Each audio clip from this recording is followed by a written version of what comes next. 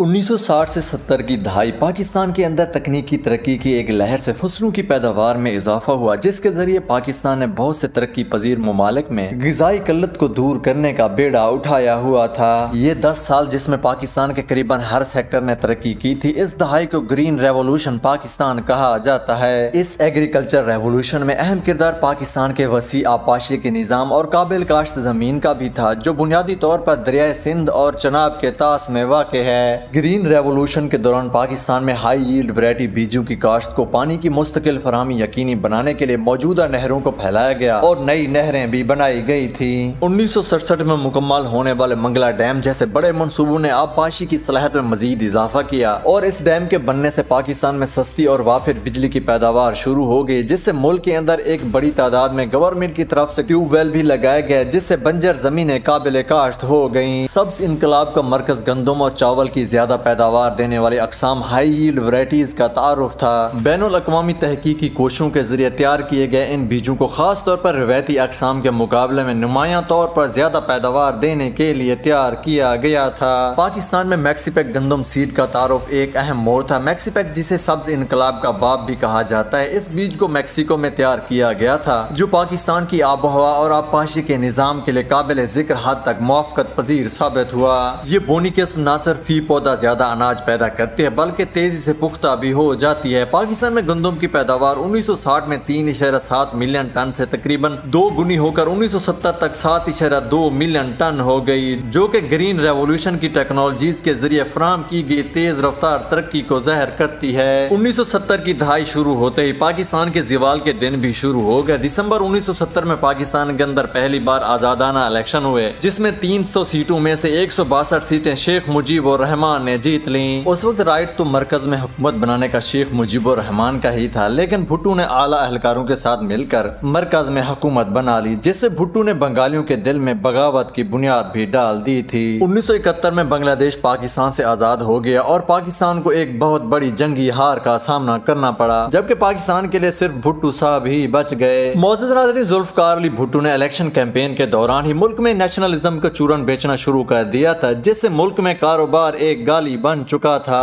بھٹو نے نیشنلزم کی policy apply کرنے کے بعد جو بڑی بڑی کمپنیاں اس ملک میں کام کر رہی تھی، ان کو سرکاری تحویل میں لے کر ان نکمے نااہل کرپٹ بیوروکریٹس کے ہاتھ میں دے دیا، جن کمپنیوں کو آج کل اونے پونے داموں پھر سے پرائیویٹائز کیا جا رہا ہے۔ ذوالفقار علی بھٹو کے اس ایکٹ کی وجہ سے ملک میں جو رہے سے کاروباری تھے، اس ملک کو ہمیشہ کے لیے الوداع کہہ گئے، جس کے بعد پاکستان میں کوئی بڑی ڈیولپمنٹ نہیں ہو پائی۔ ملک کا زرعی شعبہ، جس میں پاکستان خود کفیل ہو چکا تھا، آہستہ آہستہ زوال کا شکار ہو گیا، کیونکہ پاکستان کے کاروبار کا کنٹرول ایک سست بیوروکریسی کے ہاتھ میں جا چکا تھا۔ زرعی ریسرچ ختم ہو گئی اور 70 کی دہائی کے بعد سے ملک میں کوئی بڑا ڈیم بھی نہیں بنایا جا سکا، جس کے نتیجے میں خوراک میں خود کفیل ملک، جو دوسرے ممالک کے لیے خوراک کے تحفظ کا سبب بنتا تھا، گندم بحر سے درآمد کرنے پر مجبور ہو گیا۔ معزز ناظرین، گزشتہ 5 دہائیاں گزرنے کے بعد پاکستان ایک بار پھر سے اچھے منصوبوں پر کام کرنے کی کوشش کر رہا ہے۔ ان منصوبوں کو اگر سیاست اور بیوروکریٹک رکاوٹوں سے محفوظ بنایا جائے تو پاکستان کے اچھے دن آ سکتے ہیں۔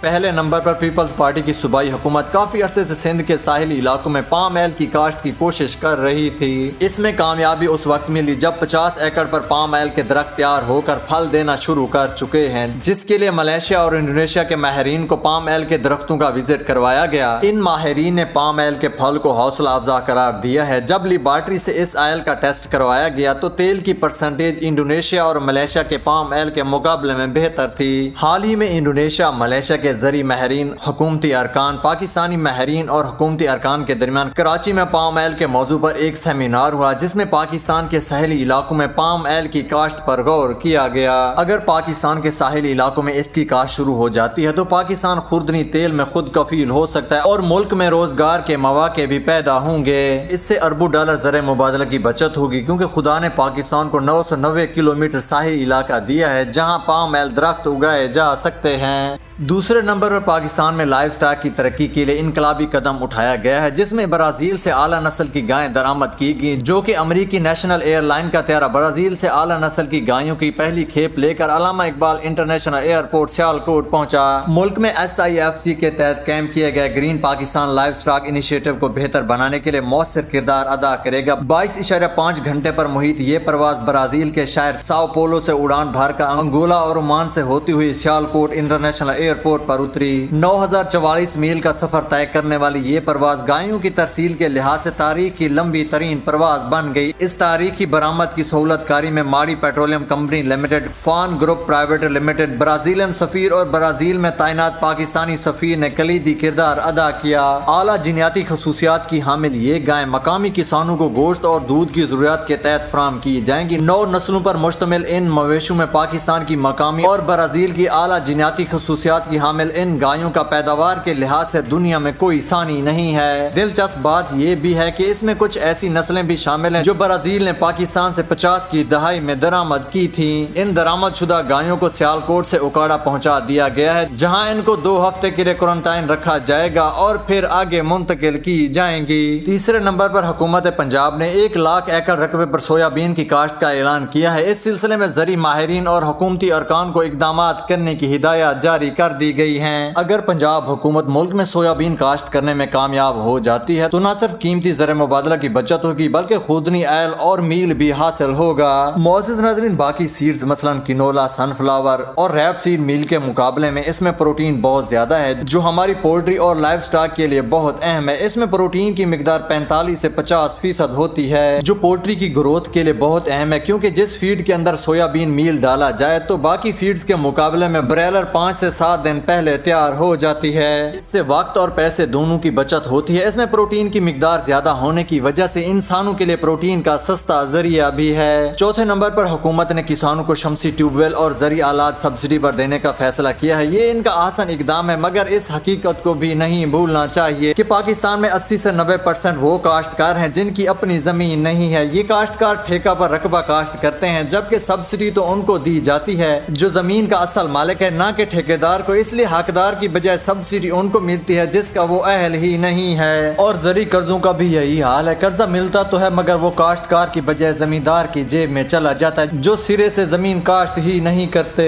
جبکہ ٹھیکیدار کو حکومت سے قرض نہیں ملتا تو وہ سرمایہ دار سے زیادہ شرح سود پر کھاد، بیج اور زرعی ادویات لیتا ہے۔ یہ شرح سود 50% سالانہ سے بھی زیادہ ہو سکتی ہے۔ مثال کے طور پر اگر ایک کھاد کا بیگ 5000 کا ہے، وہ اسے 8000 میں دیا جاتا ہے۔ زرعی ادویات اور بیج بھی اسی شرح سے دی جاتی ہیں، جن کی کوالٹی اور معیار بھی سٹینڈرڈز پر پورا نہیں اترتی۔ اسی وجہ سے آج بھی ہمارا 80 سے 90% کاشتکار اپنی بنیادی ضرورت پوری نہیں کر پا رہا۔ حکومت کو چاہے کہ کوئی ایسا طریقہ وضع کرے کہ قرضہ زمیندار کی بجائے کاشتکار کو ملے، تاکہ زرعی قرضے کا ملک کو خاطر خواہ فائدہ ہو، جبکہ کاشتکار بھی بھاری شرح سود سے بچ سکے جو کہ سرمایہ دار سود کی شکل میں وصول کرتے ہیں۔ 5ویں نمبر پر پاکستان نے ایک سعودی کمپنی نجد ہولڈنگ گیٹ وے کے ساتھ ایک معاہدہ کیا ہے، جس کے تحت وہ 5000 ایکڑ رقبے پر ایک خاص الفا نام کا چارہ اگائے گی۔ یہ دودھ دینے والی گایوں کے لیے بہترین تصور کیا جاتا ہے۔ یہ چارہ فائبر اور پروٹین سے بھرپور ہوتا ہے۔ اگر بات کریں سعودی عرب کی، جو دنیا کے اندر ڈیری پروڈکٹ خود بنا رہا ہے، یعنی دودھ، دہی اور ڈیری پروڈکٹ میں خود کفیل ہے، اس وقت سعودیہ کی صرف ڈیری کی 500 ارب کی انڈسٹری بن چکی ہے۔ سعودی دنیا سے 10 لاکھ گائیں منگوا چکا ہے، مگر ان گایوں کے لیے اعلیٰ نسل کا چارہ درکار ہے۔ وہ اسے اپنے ملک میں نہیں اگا سکتے کیونکہ اس کو اگانے کے لیے سعودی میں پراپر زمین، پانی اور موزوں آب و ہوا نہیں ہے۔ اس سے پہلے اس مسئلے کے حل کے لیے سعودی امریکہ گیا تھا۔ وہاں چارہ کے لیے ایک کمپنی نے 10,000 ایکڑ اور دوسری کمپنی نے 7,000 ایکڑ پر کاشت کی، مگر وہاں شور اٹھا کہ سعودیہ زیر زمین پانی زیادہ استعمال کر رہا ہے اور معاوضہ کم دے رہا ہے، کیونکہ امریکہ میں قوانین بہت سخت ہیں اور اس وجہ سے کمپنیوں سے زمین واپس لی جانے لگی۔ اب ان کمپنیوں نے پاکستان کا رخ کیا ہے۔ ہمیں ان کمپنیوں کو خوش آمدید کہنا چاہیے۔ ان کے آنے سے ایک تو قیمتی زر مبادلہ آئے گا، دوسرا ہزاروں لوگوں کو روزگار میسر اور بے روزگاری کا خاتمہ ہوگا۔ اب حکومت کو چاہیے کہ ان کمپنیوں کو رقبے اونے پونے داموں نہ دے، جیسا کہ ہمارے ملک میں ہمیشہ سے ہوتا رہا ہے، بلکہ انٹرنیشنل مارکیٹ ریٹ کے حساب سے دینے چاہیے، جبکہ اپنے کاشتکار، زمین اور پانی کے تحفظ کو بھی یقینی بنانا چاہیے۔